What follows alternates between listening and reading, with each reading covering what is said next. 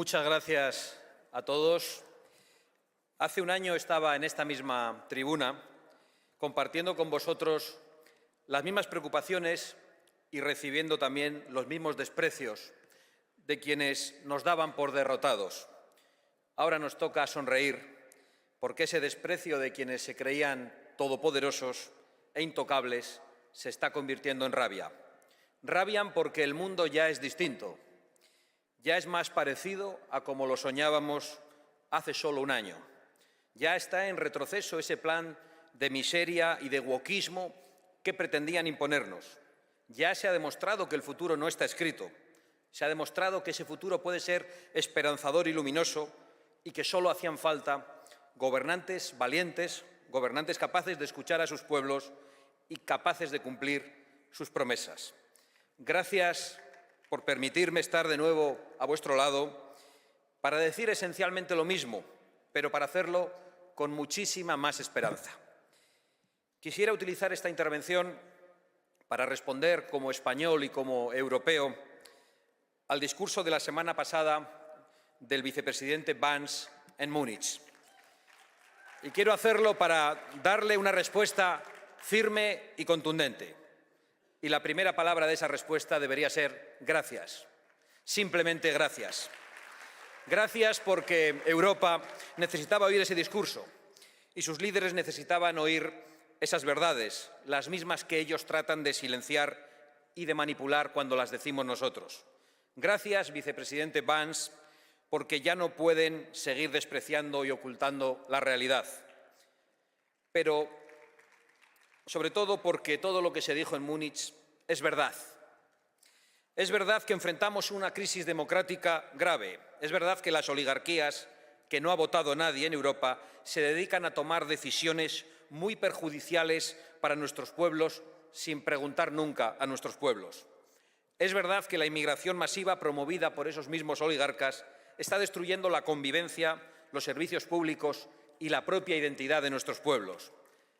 Es verdad también que de la mano de esa inmigración viene el terrorismo islamista, y no como un fenómeno aislado, sino como una crueldad repetida en Europa, alentada precisamente por quienes pretenden una Europa islamizada, por quienes promueven o toleran tribunales islámicos en nuestras propias ciudades, por quienes han abandonado a las mujeres de Europa, que ven cómo ahora se multiplican las agresiones sexuales.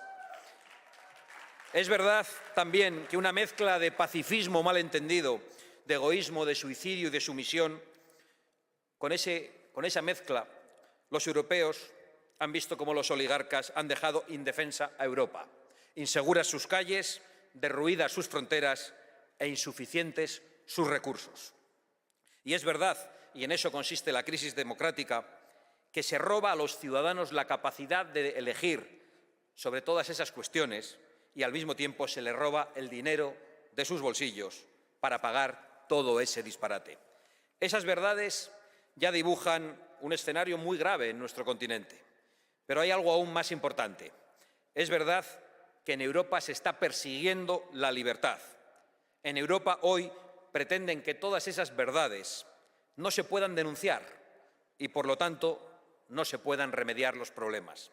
Las oligarquías europeas están destruyendo todo lo que hizo a Europa grande alguna vez y para ello pretenden liquidar nuestra libertad, que es la columna vertebral de nuestra civilización compartida. Porque Europa es la filosofía griega, el derecho romano y la espiritualidad cristiana. Europa no es la sumisión islamista, ni la ideología woke, ni la cultura de la cancelación. La respuesta a las verdades del barquero del vicepresidente Vance no se hizo esperar por parte de un comisario de la censura.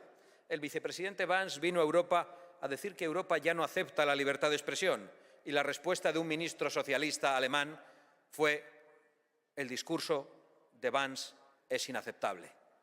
Todo claro. Nosotros, por el contrario, lo aplaudimos y le damos las gracias, porque es verdad que tenemos una civilización compartida y no es la woke, ni tampoco es el manifiesto comunista, aunque demasiadas veces hayamos sufrido esos azotes totalitarios tan semejantes en sus formas. Nuestra civilización es la de la libertad de expresión, la libertad de creación, la libertad económica y la de las raíces cristianas, porque el futuro también está en esas raíces. Y es verdad que si queremos preservar esa civilización debemos cambiar de rumbo.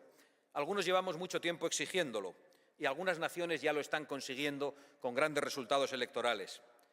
Porque es verdad también que fueron políticos los que tomaron esas decisiones, políticos con nombres y apellidos, y basta con cambiar a esos políticos para cambiar el futuro tenebroso al que nos dirigían.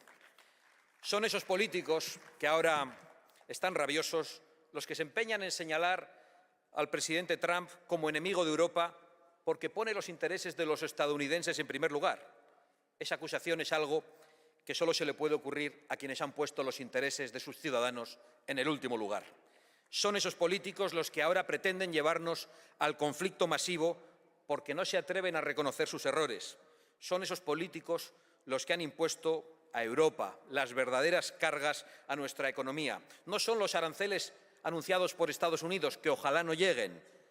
Los verdaderos aranceles a los europeos son el Pacto Verde, los impuestos abusivos y la regulación woke. Esa es nuestra ruina y no nos la ha impuesto nadie desde fuera. La han impuesto políticos en Bruselas en contra de la voluntad de los pueblos europeos. Son los mismos que se reían cuando el presidente Trump hace ya 8 años advertía a Europa de que se estaba poniendo en manos de Rusia al renunciar a la energía fósil. Los mismos que ahora lloraban al oír el discurso de Ban, literalmente los mismos, y literalmente lloraban, y todavía lloran.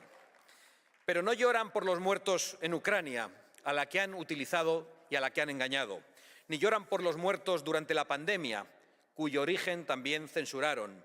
No lloran por las continuas víctimas de los ataques yihadistas. No, no lloran por nada de eso. No lloran tampoco por todas las oportunidades que han robado a los jóvenes europeos, ni por la inseguridad a la que han condenado a las mujeres europeas. No lloran por la destrucción de las iglesias, ni por los ataques terroristas en los mercadillos navideños. No, no lloran por nada de eso. Lloran y patalean porque su incapacidad, su necedad y su traición ya está a la vista de todo el mundo.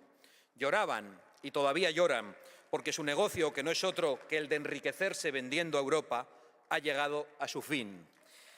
Entre otras cosas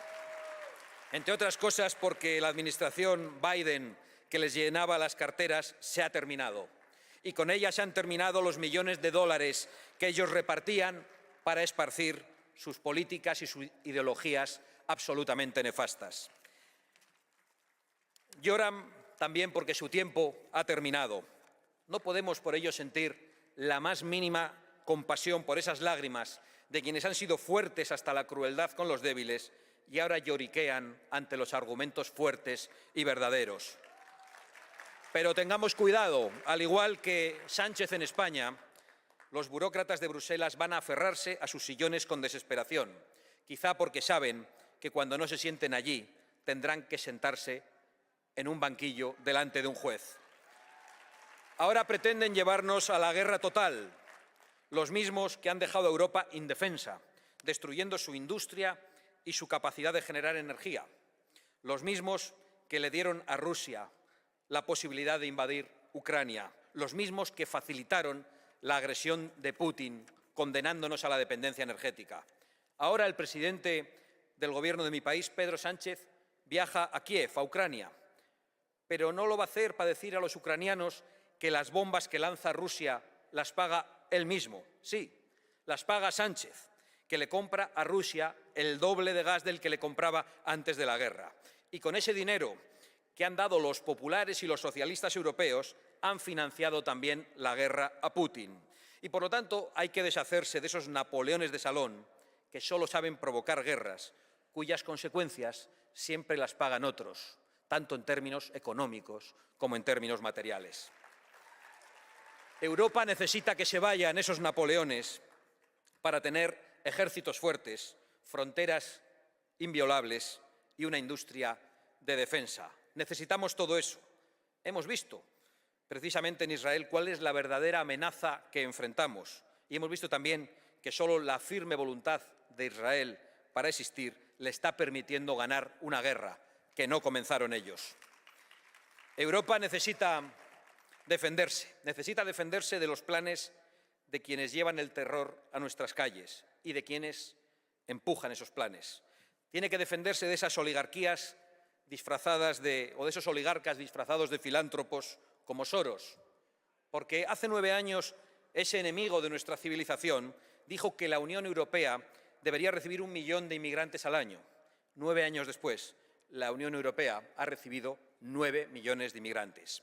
Para conseguirlo, no solo ha invertido su dinero a través de sus ONGs y comprando a burócratas, políticos y jueces, también ha invertido el vuestro, el de los contribuyentes americanos y el de los contribuyentes europeos.